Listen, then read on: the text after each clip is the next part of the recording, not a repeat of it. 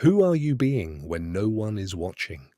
Not what you know, not what you say, not what you post, not what you claim. Who are you being when something challenges you? Slow down with me for a moment. Imagine two people in the same situation. A disagreement, a misunderstanding, a moment of pressure. On the surface, the situation is identical, but inside something very different is happening. One person tightens, defends, reacts. They feel misunderstood. They feel attacked. They feel the need to prove something. The other person pauses, listens, responds. They are not smaller. They are not weaker. They are simply not hijacked. What is the difference? It is not intelligence. It is not knowledge. It is not vocabulary. It is the invisible world they are living in.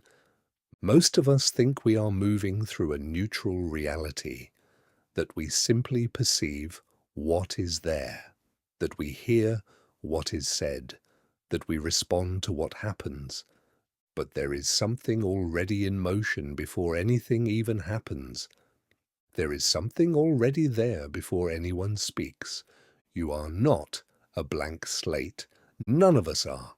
Before a sentence finishes, something in you has already begun interpreting it. Before a person finishes their thought, something in you has already decided what it means. And most of the time, you are unaware of it. Let's slow this down even further. Think of someone in your life who irritates you.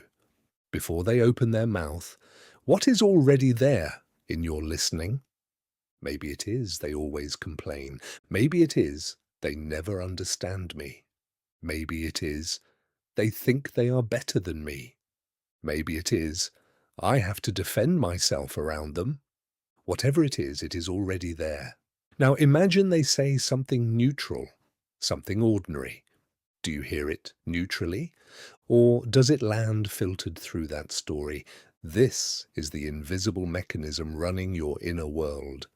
There is a difference between what enters your ears and what lands in you. You may hear the words exactly as they were spoken, but what you listen is shaped by something older, something habitual, something that has been forming for years. And here is where the chain reaction begins. First, something is said. Second, your existing interpretation shapes what lands. Third, you react to the shaped version, not the original. Fourth, when tension appears, you assign a cause outside yourself. You blame tone, you blame personality, you blame circumstance, and the distortion remains invisible. This is not about guilt, it is about awareness. Let's go deeper. There are certain phrases that quietly live inside many of us. I already know. I am right. It is not my fault. I am not wrong. What is in it for me? Do I agree or disagree? You might not consciously repeat these, but notice how quickly they appear. Someone gives you advice and something inside says, I know. Someone challenges your belief and something inside says, that is wrong. Something goes wrong and something inside says, that was not me. These are not just thoughts. They are identities. You are not thinking, I know. You are being, I know.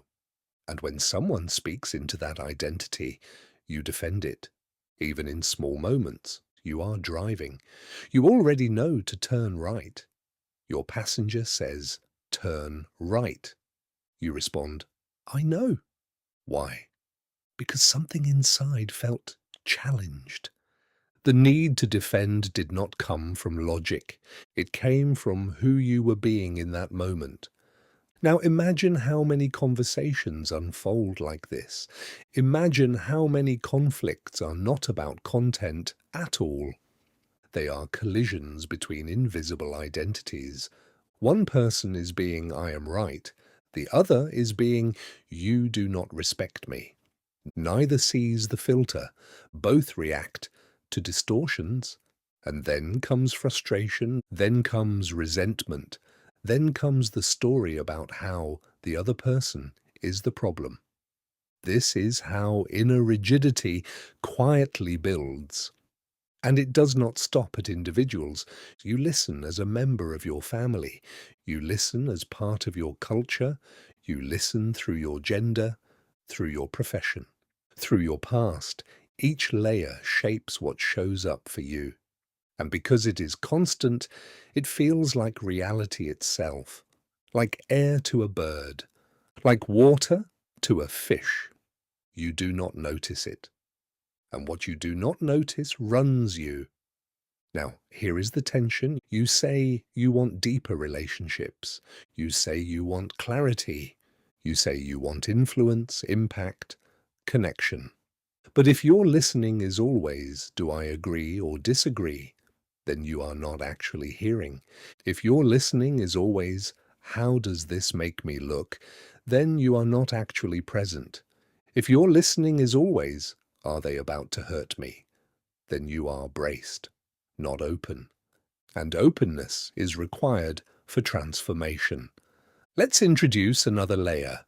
Many of us walk around with a quiet background question. Am I respected? Am I valued?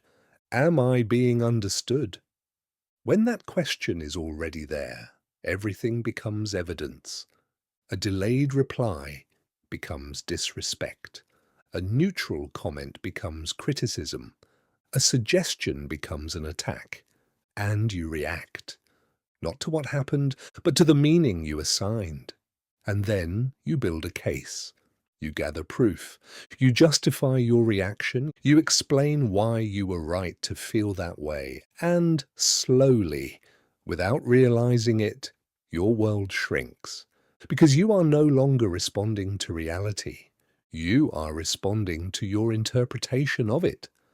This is the invisible chain reaction. Interpretation, reaction, justification, reinforcement, over and over. Now pause and instead of trying to fix others, ask yourself something much quieter. What is my already present filter? Finish the sentence silently. My constant listening is. My automatic story about people is. My hidden question in conversations is. Do not tell a long explanation. State it directly. Maybe it is, people do not understand me. Maybe it is, I have to prove myself. Maybe it is, I cannot be wrong. Maybe it is, I am not enough. Whatever it is, just name it. Because something powerful happens when you see it clearly. When you can say, this is the lens I use, the lens loosens slightly. It does not disappear instantly. But you are no longer fully possessed by it. There is a small space between what happens and what you assume it means. In that space you can choose. You can listen without immediately agreeing or disagreeing. You can hear a comment without defending. You can let a challenge exist without collapsing or attacking. That space is freedom, and freedom changes how the world feels. Suddenly, conversations are less threatening, feedback is less dangerous, silence is less suspicious. You are no longer waiting for disrespect to happen. You are not waiting for misunderstanding to confirm your fear. You are simply present. And when you are present, something else becomes possible. Curiosity. Instead of, are they wrong, the question becomes, what are they seeing? Instead of, how do I protect myself, the question becomes, what is actually being said? Instead of, I must win, the question becomes, what is true here? This is not about becoming passive. It is about becoming clear. Clear enough to see the filter. Clear enough to step outside it. Because the world you experience is not just out there. It is shaped by the way you listen. Change the listening, and the world shifts. The same person says the same sentence, and it lands differently. The same situation unfolds and you respond differently, not because you forced yourself, but because you are no longer unconsciously run. So here is the quiet invitation. Pay attention this week. Notice the moment right before you react. Notice the split second when your body tightens. Notice the urge to say, I know, or that is not fair, or you are wrong. Do not suppress it, just see it. And ask gently, what was already there before this happened? That question alone begins to dissolve the invisible chain, and as it dissolves, you may discover something surprising. You are not your reactions, you are not your defensiveness, you are not your stories. Those are patterns, and patterns can be seen, and what can be seen can be loosened. When they loosen, something softer appears, something steadier, something less desperate to prove. From there, you are not trying to control every interaction. You are not bracing for attack. You are not building cases. You are simply here, listening. And when you truly listen without the noise of constant judgment, something extraordinary happens. You start to experience people as they are, not as your history predicts them to be, and in that moment you are no longer trapped inside an old world. You are inhabiting a new one shaped not by automatic defense, but by awareness. And that shift begins with a single act, seeing the filter that has been seeing for you.